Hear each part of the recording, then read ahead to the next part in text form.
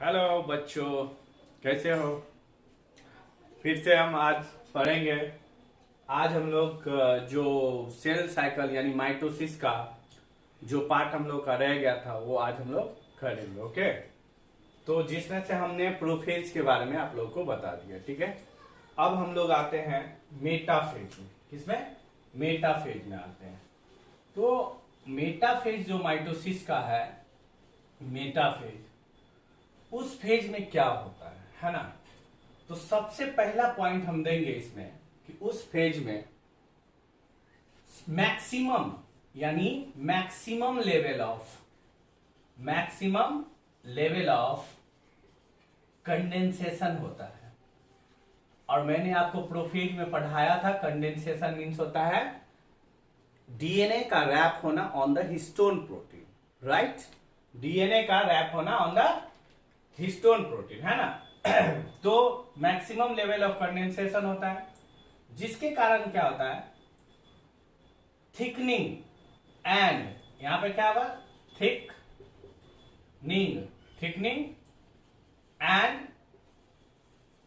Thickening and shortening of chromosome. यानी आपको prophase में इस तरह का क्रोमोसोम देखने को मिला था। मान लो और पतला बना दो, इस तरह का मिला था।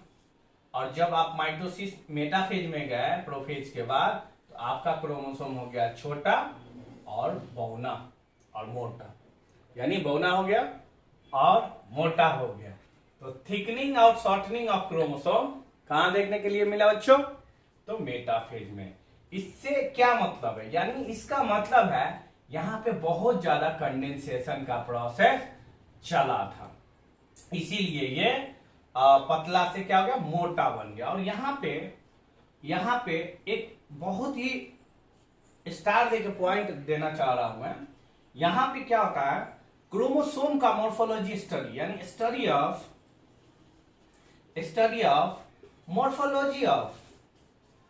मॉर्फोलॉजी ऑफ क्रोमोसोम, यानी क्रोमोसोम के मॉर्फोलॉजी को स्टडी करते हैं। राइट, इसी फेज में ये क्वेश्चन नीट में आ चुका है। ठीक है, ये क्वेश्चन नीट में आ चुका है। राइट, तो हम लोग बोलेंगे study of morphology of chromosome, है ना। इस तरह से बात करते हैं। और maximum level of condensation. Next point कि जितना भी क्रोमोसोम जो भी था, जो प्रोफेज में आपको देखने को मिला, यानी all chromosome binds with spindle fibre and arrange eight equatorial plate. Metaphase का मतलब होता है ऑल रेप्लिकेटेड क्रोमोसोम, जितना भी क्रोमोसोम था all replicated chromosome arranged at equatorial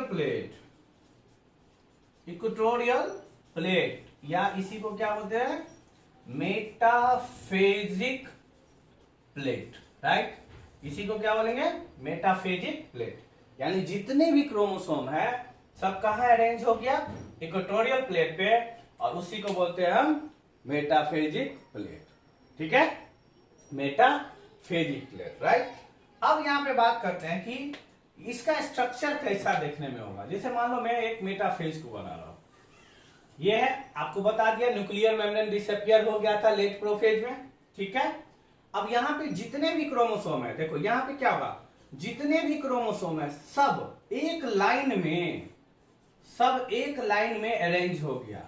यानी इस तरह से आपको 46 क्रोमोसोम एक ही लाइन में अरेंज हो गया। लेकिन मियोसिस में एक पापा का फर्स्ट क्रोमोसोम ऊपर रेप्लिकेटेड और एक मम्मी का फर्स्ट क्रोमोसोम रेप्लिकेटेड नीचे। यानी मियोसिस में हम दिखाएंगे कि पेयरिंग ऑफ होमोलोगस क्रोमोसोम होता है। ठीक है, वो अलग बात है। लेकिन यहाँ पे पेयरिंग नहीं होता है ना, तो पेयरिंग नहीं होता। और आपको बताया था कि यहाँ पे क्या हुआ, सेंट्रियोल अपोजिट पोल की तरफ मूव किया था, है ना। वो तो प्रोफेज में ही मूव किया था। और जितने भी क्रोमोसोम है सब बाइंड हो गया। इसका काइनेटोकोरिक रीजन होगा, ये इसका काइनेटोकोरिक रीजन होगा। मैंने आपको बताया था काइनेटोकोरिक रीजन किसको बोलेंगे, सेंट्रोमियर के ऊपर में सेंट्रोमियर के ऊपर में, क्रोमोसोम के सेंट्रोमियर के ऊपर में एक प्रोटीन का डिस्क होता है, उसको काइनेटोकोर रीजन बोलते हैं। और इसी काइनेटोकोर से ये spinal fibre alpha beta tubulin, alpha beta tubulin, alpha beta tubulin यहां से निकल के बाइंड किया था, राइट, यहां से निकल के बाइंड किया था इस तरह से। समझ में आई बात? तो अगर इस तरह का स्ट्रक्चर आपको जितने भी क्रोमोसोम है और ये अगर मिडिल लाइन में अरेंज हो जाए तो इसको, इस प्लेट को, इस बीच वाला पार्ट ऑफ सेल को बोलते हैं, this is called metaphasic plate या इक्वेटोरियल प्लेट, यानी all replicated chromosome arranged at equatorial plate, that is called as metaphase. और मेटाफेज में क्या होता है? मैक्सिमम लेवल ऑफ कंडेंसेशन का प्रोसेस चलता है, ठीक है। मैक्सिमम लेवल यानी मैक्सिमम, यानी आपको क्रोमोसोम थिकनिंग है शॉर्टनिंग, यानी थिकनिंग कितना तक बढ़ेगा तो बता देते हैं 1400 नैनोमीटर देखने को मिलता है। यहाँ पे कितना थिकनेस हो जाएगा? 1400 नैनोमीटर थिकनेस आपको मेटाफेज में देखने को मिलेगा। अगर आप क्रोमैटिन की बात करें इस तरह का तो 11 नैनोमीटर, ठीक है। फिर ये आगे और कंडेंसेशन होगा तो 30 नैनोमीटर और होगा तो बोलेंगे 300 नैनोमीटर और होगा, बोलेंगे 700 नैनोमीटर। अब मैक्सिमम कितना होगा? 1400 नैनोमीटर, यानी मैक्सिमम क्रोमोसोम का कंडेंसेशन 1400 नैनोमीटर तक देखने को मिलता है। समझ में आ रही बात? इस तरह से हम लोग बात करते हैं ना। अब सबसे मेन पॉइंट एग्जाम के पॉइंट ऑफ व्यू से ये और जितना भी क्रोमोसोम है इक्वेटोरियल प्लेट पे अरेंज्ड हो गया, ठीक है। एक मेटाफेज का ये एक व्यू था, राइट। अब हम जानते हैं कि एक केमिकल होता है जो कैंसर में उस दवाई को यूज किया जाता है। अगर हम इसी स्टेज में किसी केमिकल का यूज करके इसको बाइंड ना करने दे तो क्या होगा? ये क्या सेल डिवाइड कर पाएगा? नहीं कर पाएगा। तो वो केमिकल का देखो कॉल्चिसिन नाम है, इसको इरेज कर रहा हूं, राइट, ठीक है। तो समझ में? चलो इसको इरेज करो। अब the function of colchicine at metaphase, function of colchicine at metaphase, देखो क्या करता है कॉल्चिसिन, मैं बता रहा हूं, देखो।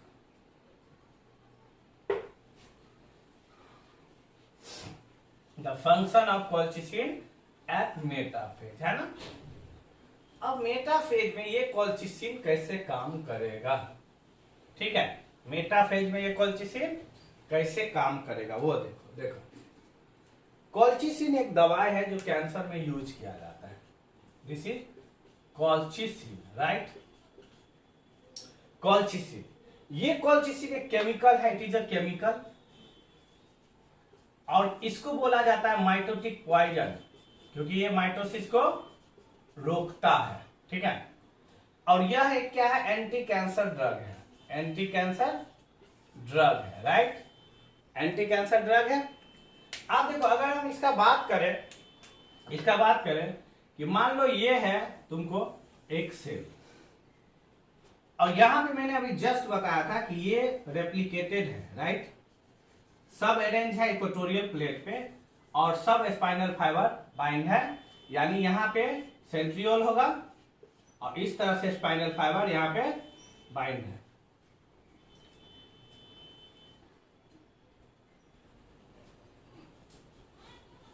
तो दोनों तरफ सेंट्रियोल था और अपने अपने स्पाइनल फाइबर से अल्फा बीटा अल्फा ट्यूबलिन से बाइंड हो गया था अपने अपने काइनेटोकोर। इतना तो हम लोग ने मेटाफेज में देखा।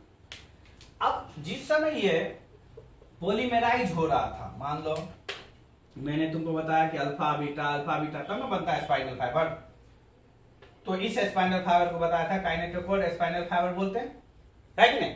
काइनेटोकोर स्पाइनल फाइबर बोलते हैं। अब यहाँ पे जो पॉलीमेराइजेशन हो रहा है, यानी देखो एक अल्फा एक बीटा जुड़ेगा, एक अल्फा एक बीटा जुड़ेगा, एक अल्फा एक बीटा जुड़ेगा, तो इसको बोल देंगे पॉलीमेराइजेशन। तो इस साइड होगा माइनस, इस साइड होगा प्लस, तो प्लस इंट से ही अल्फा बीटा ट्यूबलिन बाइंड होता है।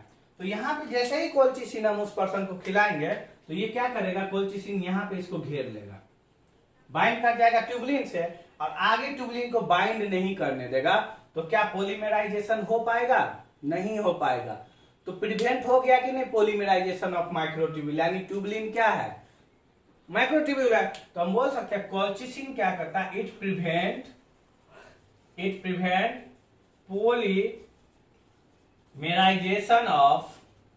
पॉलीमराइजेशन ऑफ माइक्रोट्यूब्यूल बोल सकते हैं, पॉलीमराइजेशन ऑफ माइक्रोट्यूब्यूल या पॉलीमराइजेशन ऑफ ट्यूबुलिन बोल सकते हैं। तो इस तरह से वो क्या क्या इंटरफियर कर दिया। तो बताओ, जब कोल्चिसिन काम किया तो ये पॉलीमराइज नहीं होने दिया, तो कोई भी स्पाइनल फाइबर काइनेटोकोर रीजन से बाइंड नहीं कर पाएगा, तो डिवीजन नहीं हो पाएगा। इसका मतलब है यहाँ पे जो 46 क्रोमोसोम है सब रेप्लिकेटेड है, तो 46 इंटू 2, अगर इसको सेपरेट किया जाएगा तो कितना हो जाएगा, 92 हो जाएगा। लेकिन सब क्रोमोसोम एक ही सेल में हो गया, उस कंडीशन को बोल सकते हैं कोल्चिसिन क्या करता है, पॉलीप्लॉइडी कंडीशन डेवलप करता है। डायरेक्ट आपके नीच में क्वेश्चन आया था कि कोल्चिसिन काम करता है, तो कोल्चिसिन अगर किसी पर्सन को खिलाता है तो कौन सा कंडीशन शो होगा, तो बोलेंगे पॉलीप्लॉइडी कंडीशन शो होगा। पॉलीप्लॉइडी का मतलब क्या, अगर पूरा सेट में, जैसे आपके पास 46 क्रोमोसोम है, 46 क्रोमोसोम रेप्लिकेटेड है, एक ही सेल में रह गया, कोई भी सेपरेशन नहीं हुआ, उस कंडीशन को बोल देते हैं पॉलीप्लॉइडी, यानी सेट में डबल हो जाना, तो पॉलीप्लॉइडी कहलाता है। अगर एक या दो क्रोमोसोम आगे पीछे होता है ना, तो एनियोप्लॉइडी बोलते हैं। तो मैं आपको जेनेटिक्स जब स्टार्ट करूंगा तो उसमें बताऊंगा पॉलीप्लॉइडी और एनियोप्लॉइडी। अभी समझ में आया, क्योंकि यहाँ पे सेट में क्रोमोसोम जो है सब एक ही सेल में रह गया, इसलिए पॉलीप्लॉइडी कंडीशन हम बोले, राइट। ये हो गया आपको क्या, मेटाफेज में कोल्चिसिन काम किया। इसी कोल्चिसिन के जैसा और होता है जो सेम काम करता है, एक होता है विनक्रिस्टिन, एक होता है विनब्लास्टिन। ये सब भी कोल्चिसिन के जैसा ही काम करता है, लेकिन पहले ये यूज किया ज्यादा इफेक्टिव था, इसलिए कोल्चिसिन को माइटोटिक पॉइजन बोला गया। और ये भी माइटोसिस को ही रोकता है, ठीक है, ये भी माइटोसिस को सेम काम करता है, यानी vincristine and vinblastine also prevent polymerization of microtubule. Vincristine and vinblastine also prevent polymerization of microtubule. आपको बता दें कि विनक्रिस्टिन सब कहां से निकाला जाता है, ये एक फ्लावर होगा जिसको आप सदाबहार फ्लावर बोलते हैं, सदाबहार प्लांट है ना, इस तरह से होता है कि नहीं।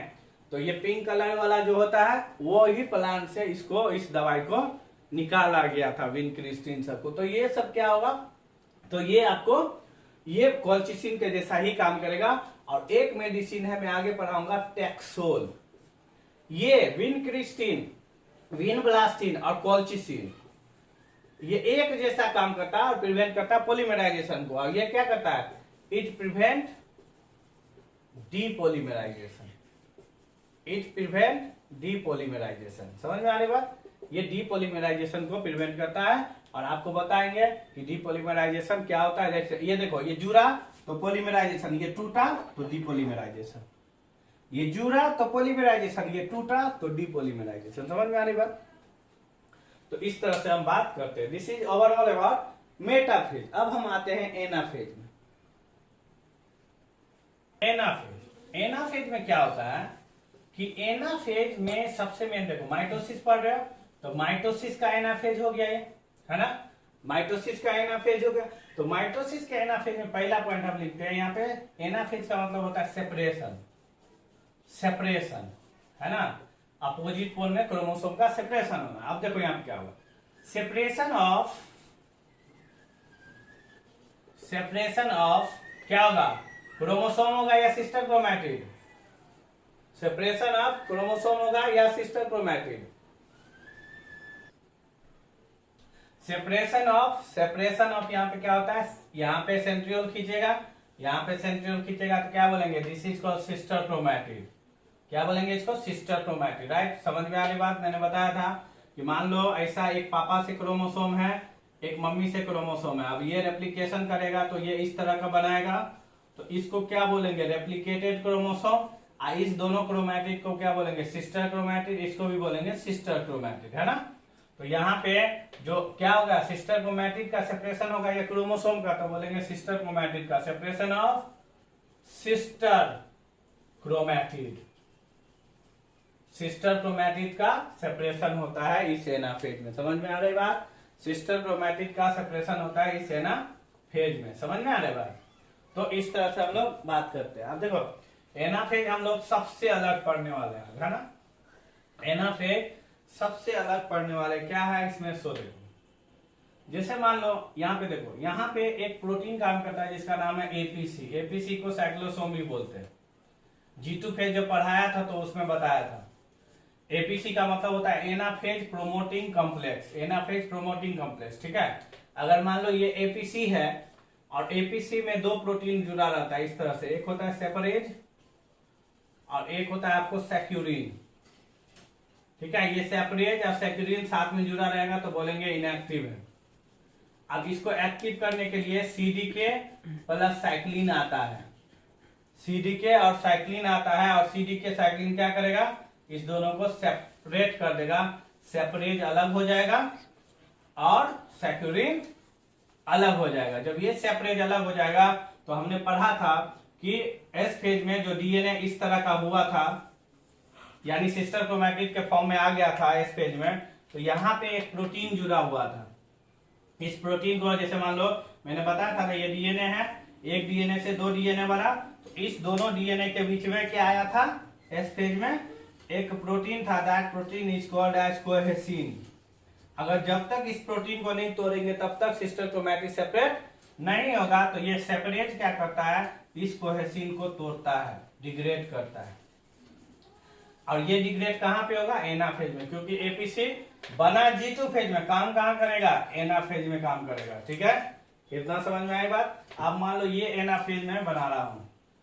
अब देखो यहाँ पे क्या होगा, सब क्रोमोसोम मेटाफेज में इस तरह से अरेंज था, है कि नहीं। सब क्रोमोसोम मेटाफेज में इस तरह से अरेंज था और इस तरह से ये सेंट्रियोल इसको दोनों तरफ से स्पाइनल फाइबर से जुड़ा हुआ था, राइट। इस तरह से जुड़ा हुआ था, अल्फा बीटा ट्यूबुलिन। तो ये काइनेटोकोर स्पाइनल फाइबर बोले थे, इसको बोले थे कि नहीं।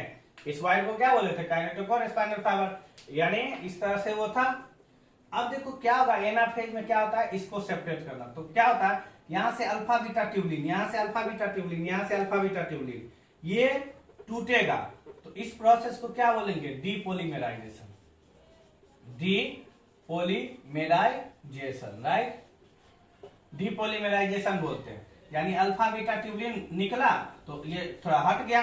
अब यहाँ पे काम करेगा एपीसी। एपीसी आया तो ये दोनों अलग अलग हो गया क्रोमोसोम, इस तरह से। अब दोनों क्रोमोसोम अलग हो गया होगा, यानी जितना भी क्रोमोसोम था सब इस तरह से हो गया होगा, ठीक है। सब इस तरह से हो गया होगा, है कि नहीं। सब सेपरेट हो गया होगा, अपने सिस्टर क्रोमैटिड सेपरेट हो गया by the help of APC. यहाँ पे बताया था कैसे एपीसी क्या करता है, सेपरेट इसको कोहेसिन प्रोटीन को डिग्रेड करता है, राइट। अब यहाँ पे जब सेपरेट हो गया तो यहाँ पे देखो अब स्पेस क्रिएट हो गया। तो यहाँ पे एक प्रोटीन रहता है ना, इसके बीच में एक प्रोटीन आ जाता है, यहाँ पे एक प्रोटीन आ जाता है। इस प्रोटीन को बोलते चाहे डाइनिन बोलो आप, डाइनिन प्रोटीन, या चाहे बोलो काइनेसिन। यहाँ ये दोनों क्या है, it is a motor protein. कौन सा प्रोटीन है, मोटर प्रोटीन, ठीक है, मोटर प्रोटीन। और ये क्या करेगा, अब यहाँ पे देखना, अब ये यहाँ पे जो हटा हुआ है अब इसको मूव करवाएगा। यहाँ पे जो हटा हुआ तो इस क्रोमोसोम को इधर मूव कराएगा, इस क्रोमोसोम को उधर मूव कराएगा। तो यहाँ पे डाइनिन क्या कर रहा है, एक ऊपर पुश कर रहा है, एक नीचे पुश कर रहा है। डाइनिन होगा या तो काइनेसिन होगा।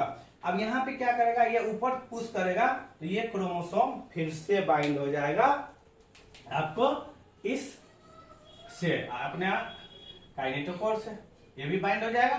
तो ये क्या हो रहा है, यहाँ पे कौन सा फोर्स काम कर रहा है डाइनिन के कारण, that force is called pushing force. क्या, that force is called pushing force, है कि नहीं। तो पुशिंग फोर्स काम किया और उसी तरह से नीचे वाला भी क्रोमोसोम मूव किया और अपने काइनेटोकोर से फिर से जुड़ गया, फिर से जुड़ गया।